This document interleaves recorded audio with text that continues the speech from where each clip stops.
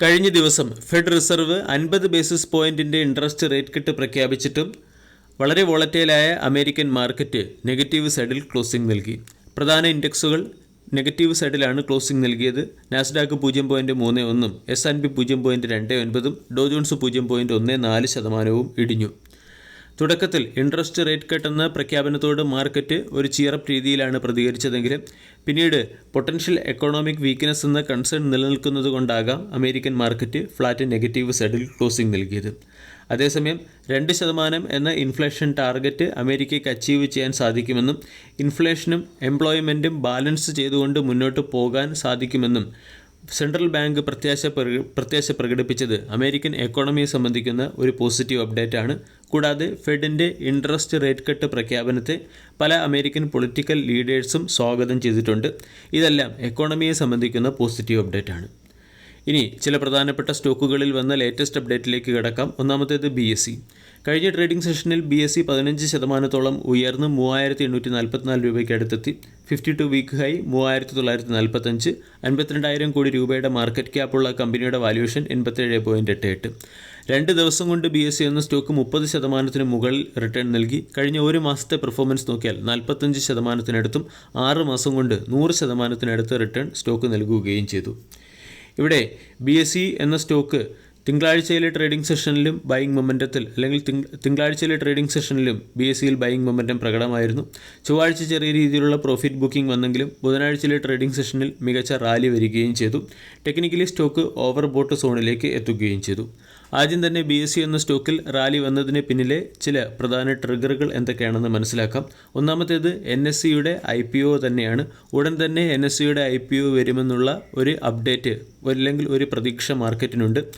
NSE എന്ന കമ്പനിയിൽ BSEക്ക് സ്റ്റേക്ക് holding ഉള്ളതുകൊണ്ട് ഇത് BSEയെ സംബന്ധിക്കുന്ന പോസിറ്റീവ് അപ്ഡേറ്റ് ആണ്. രണ്ടാമത്തെ അപ്ഡേറ്റ് സെബിയുടെ മുൻ എംപ്ലോയീസായ ചിത്ര രാമകൃഷ്ണൻ, രവി നരൻ എന്നിവർക്കെതിരായിട്ടുള്ള കോലൊക്കേഷൻ ഫെസിലിറ്റി തുടങ്ങിയ കേസുകൾ സെബി തള്ളിയിട്ടുണ്ട്. ഇത് സെബിയെ സംബന്ധിക്കുന്നതും അതുപോലെ തന്നെ എക്സ്ചേഞ്ചുകളെ സംബന്ധിക്കുന്നതുമായ ഒരു പോസിറ്റീവ് അപ്ഡേറ്റ് ആണ്. അതോടൊപ്പം തന്നെ NSE മാർക്കറ്റിൽ ലിസ്റ്റഡ് ആയിട്ടില്ലെങ്കിലും NSE ബോണസ് പ്രഖ്യാപനം നടത്തി. NSEയുടെ ഓരോ ഷെയറുകൾ ഹോൾഡ് ചെയ്യുന്നവർക്കും 4 ഷെയറുകൾ ബോണസായി ലഭിക്കും. ബോണസിൻ്റെ റെക്കോർഡ് ഡേറ്റ് നവംബർ 2 NSE എന്ന കമ്പനിയുടെ ഒരു മേജർ സ്റ്റേക്ക് ഹോൾഡർ BSE ആയതുകൊണ്ട് ഇതിൻ്റെ ബെനിഫിറ്റ് BSEക്കും ലഭിക്കും. ഇതിൻ്റെ ഇമ്പാക്റ്റിലും BSE എന്ന സ്റ്റോക്കിൽ ബൈയിങ് മൊമെൻറ്റം വന്നിട്ടുണ്ട്. ഇനി അനലിസ്റ്റുകളുടെ ഒപ്പീനിയൻ പരിശോധിക്കാം. BSE എന്ന സ്റ്റോക്കിൽ ഇനിയും ഹയർ സൈഡ് പൊട്ടൻഷ്യൽ ഉണ്ടോ എന്നുള്ള ഫാക്റ്റിനെ കുറിച്ച്. 3300 എന്ന ലെവലിലാണ് BSEയിൽ ബ്രേക്കൗട്ട് വന്നത്. അവിടെ നിന്നും സ്റ്റോക്ക് 3900 എന്ന ലെവൽ വരെ ഉയർന്നു കഴിഞ്ഞു. അതുകൂടാതെ സ്റ്റോക്ക് ഓവർ ബോട്ട് കാറ്റഗറിയിൽ എത്തുകയും ചെയ്തു. ഈ സാഹചര്യത്തിൽ സ്റ്റോക്കിൽ ഫ്രഷ് പൊസിഷൻ എടുക്കുന്നത് ഒഴിവാക്കാനാണ് പല അനലിസ്റ്റുകളും പറയുന്നത്. ആനന്ദ് റാട്ടി പോലുള്ള ബ്രോക്കേജ് ഏജൻസികളുടെ അനലിസ്റ്റുകളുടെ ഒപ്പീനിയനാണ് നമ്മളിവിടെ പരിശോധിക്കുന്നത്. വരും സമയങ്ങളിൽ സ്റ്റോക്ക് അതിൻ്റെ ബ്രേക്കൗട്ട് ലെവലായ 3300, 3500 തുടങ്ങിയ ലെവലുകൾ റീടെസ്റ്റ് ചെയ്യുമ്പോൾ സ്റ്റോക്കിനെ നമ്മൾക്ക് പരിഗണിക്കാവുന്നതാണ്. വീക്കിലി ക്യാൻഡിൽ പാറ്റേൺ നമ്മൾ പരിശോധിച്ചാൽ 3300 എന്ന ലെവലിനടുത്ത് സ്റ്റോക്കിൽ ബ്രേക്കൗട്ട് വന്നതായിട്ട് കാണാൻ സാധിക്കും. അവിടെ നിന്നും സ്റ്റോക്ക് 3900 എന്ന ലെവലിലേക്ക് ഉയരുകയും ചെയ്തു. രണ്ടാമത്തെ അപ്ഡേറ്റ് ഇറാഡയുമായി ബന്ധപ്പെട്ടത്. കഴിഞ്ഞ ട്രേഡിംഗ് സെഷനിൽ ഇറാഡ 0.16% ഇടിഞ്ഞ് 227 രൂപയ്ക്ക് അടുത്ത് ക്ലോസിംഗ് നൽകി. 61,000 കോടി രൂപയുടെ മാർക്കറ്റ് ക്യാപ്പുള്ള കമ്പനിയുടെ വാല്യൂഷൻ 42.78.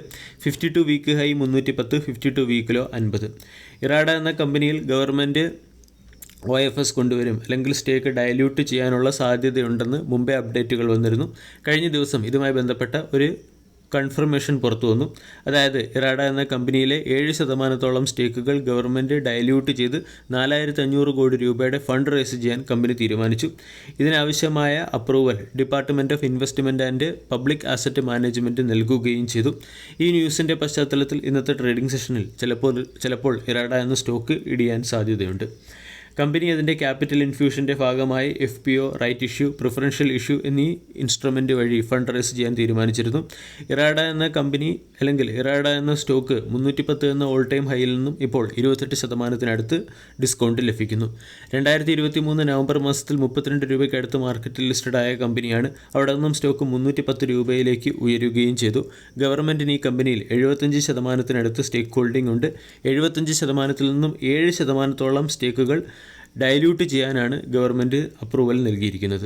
ടെക്നിക്കലി ഇറാഡ എന്ന സ്റ്റോക്ക് ട്രെൻഡ് ലൈൻ സപ്പോർട്ടിനടുത്ത് ട്രേഡ് ചെയ്യുന്നെങ്കിലും കമ്പനിയിൽ ഗവൺമെൻറ് സ്റ്റേക്ക് ഡയലൂട്ട് ചെയ്യുന്നതിൻ്റെ പശ്ചാത്തലത്തിൽ ഒരു ഡിസ്കൗണ്ട് സെല്ലിംഗ് വരാൻ സാധ്യതയുണ്ട്.